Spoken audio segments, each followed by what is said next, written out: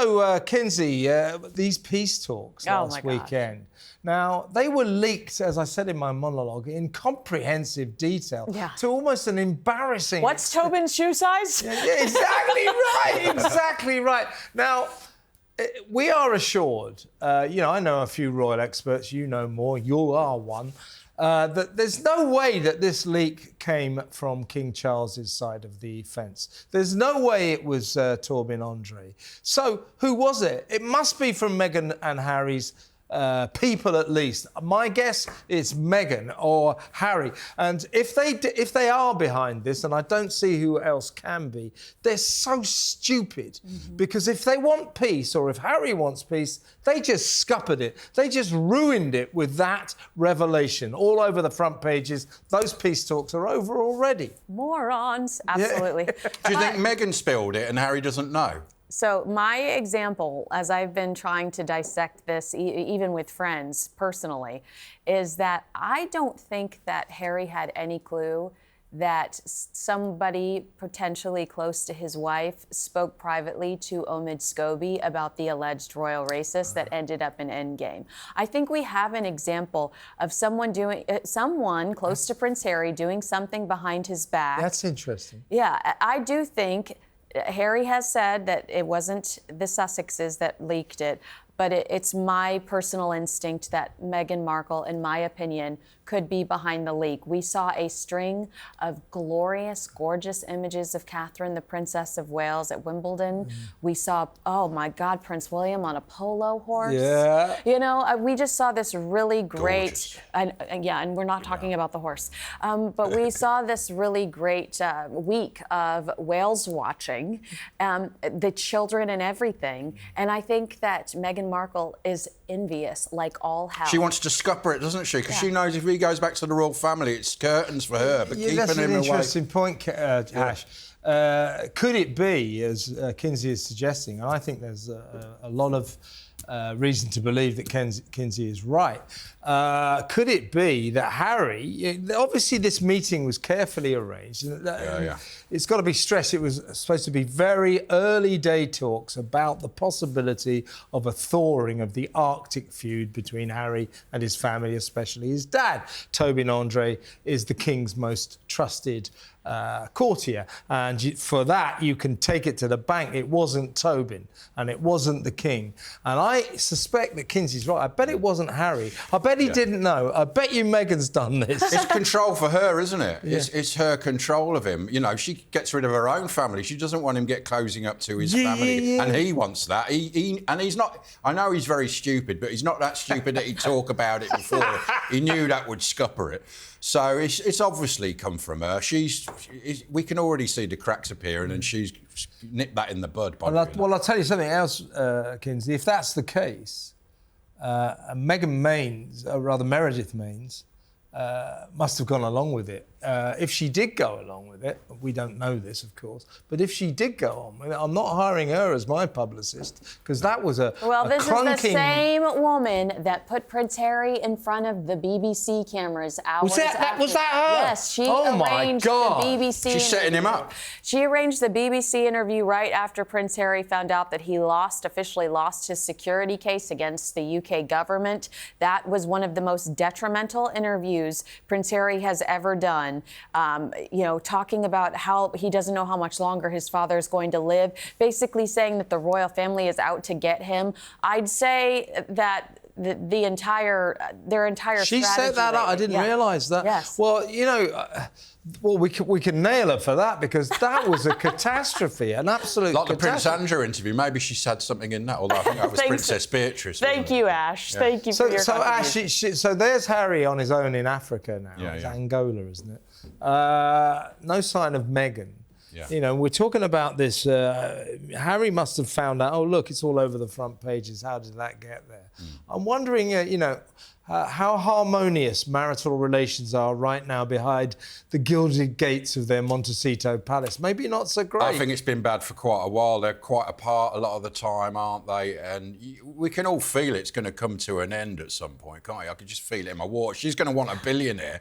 She's played a blinder, though, hasn't she? She's got herself into the, you know, she was D-list. Except she hasn't got any money. Yeah, well, that's why she'll move on to the next person. She's not going to make any money selling dried flowers and rubbish wine. If Harry wants to come back, he's got spare two in, you know, thinking they'll have to sign an NDA. You won't be able to mention anything about the royal family if he wants to come back, and they'll have to be without her. There's no way they'd take her back. What about this, Kinsey? There's a story just breaking this week that Harry, I mentioned it in my monologue, that Harry has accepted that if there is to be any chance of rapprochement, of him restoring a harmonious relationship with his family back here, it'll have to be without Meghan, that they can't stand the sight of her. So that'll be an interesting dynamic.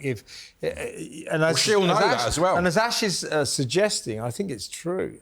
I think that there's a good narrative to be thought about here, that she doesn't want him to get friendly with his family again.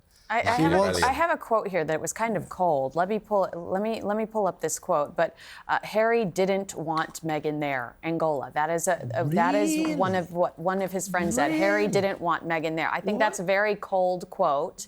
They said, of course, yeah, it has to do with security, but at the same time, he realizes that he looks like this very bitter, petty prince next to her and with her. They're saying she's not even going to be at Invictus 2027. There's trouble here, isn't there? I mean, I think that, to Ash's point earlier about control, if you and I and Ash were talking about a man that removed his wife from her family, and they were as close as the royal family was, has completely cut them out, we would say this is emotional abuse.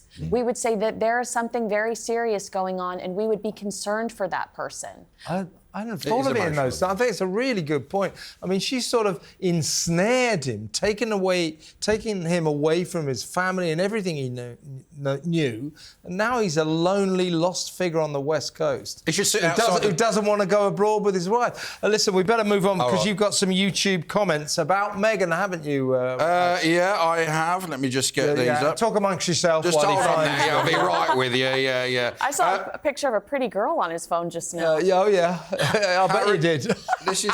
Oh, yeah, you shouldn't have been looking there. Anyway, Anna says, Harry is an arrogant narcissist, but also stupid, which is why he was the perfect minion of Markle. Honestly, the Queen should not have condoned the wedding. Her duty was to her grandson. But she would have felt bad after the Diana. She totally And couldn't. Princess Margaret. Princess Margaret didn't get her love. Yeah. Also, the Queen wasn't a tyrant. And when we know that she was very doubtful about this romance and the wedding, but she wasn't going to go to Harry and ban him, and it doesn't really go like that, And she would have been accused of being a racist. Yeah. Well, not since Charles, married. Well, we were all accused of being a racist. I was just talking about that just now. Those days back when she first came into all of our lives, when she was dating Harry. And then about and Britain went, oh, she's amazing, American Queen, Princess, and how isn't she fantastic? And then she turns around about 3 months later and says, you're all racist. And we go, hey, why are we racist? Yeah. She goes, well, because I'm mixed race. We didn't know. We didn't even know. We thought she was Well, that's probably why she wrote Caucasian on her actress's CV, wasn't it? Yeah. You got another one? Yeah, I have, actually. This is from Donna Nicholas. Kevin. Harry never got his pilot's licence. He failed the test 3 times. He begged to take it again. The Royal Air Force officers said no in order to save face. They allowed him to train as a gunner, but was never in the pilot seat. And they actually gave him the commander role when he quit, which is the pilot. OK, so who's that from? That's from Donna Nichols. Well, Donna, you're right. I owe you an apology, and I owed Ash an apology because I shouted him down, said he was a pilot. You pointed out that he wasn't. So, to everyone, it doesn't happen often. But, it's never happened before. What just happened? What just happened? What just happened? It doesn't happen often, but I was wrong. But you actually, if you think But about that it, is so funny.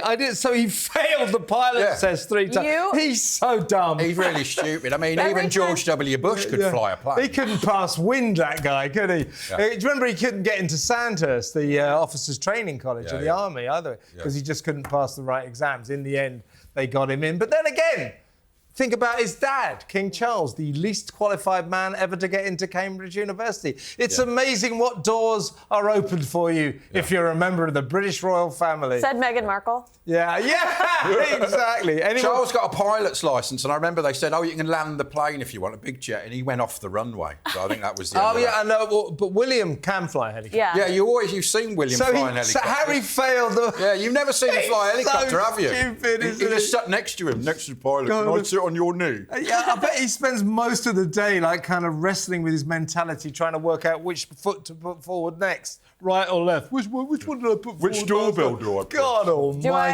smoke this blunt in my left hand or my right hand? Yeah. Shall I get very stoned or just a bit stoned? Okay, next. This is from Jennifer. At least Meghan is trying to make money. What the heck does Harry do?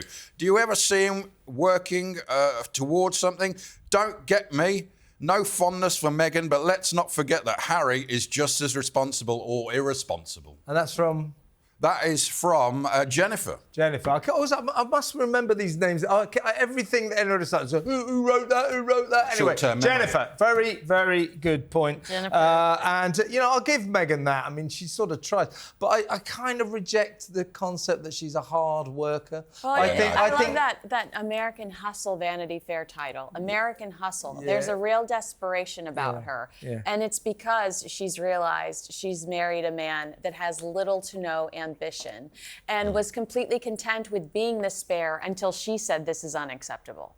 Yeah. But it's his fault, isn't it? Because she's just doing what she's done well for herself, where he's the one who's brought it on. You keep saying that, but we're not so sure about that. As we kept saying, we've said this many times, Kinsey, she thought she was marrying a billionaire. Mm-hmm. And what she actually married was a very low-level millionaire. With ginger hair. He's inherited a few bucks along the way, but I don't think he's got enough to maintain this lifestyle of theirs. Hence, she's getting frantic about trying to sort of sell dried flowers. That's not the way to make a fortune, honey, I'll tell you that. And he's doing nothing. I keep saying it, don't I? That going forward, I said this months ago, the story about these two going forward will be financial. It'll be money or that lack thereof.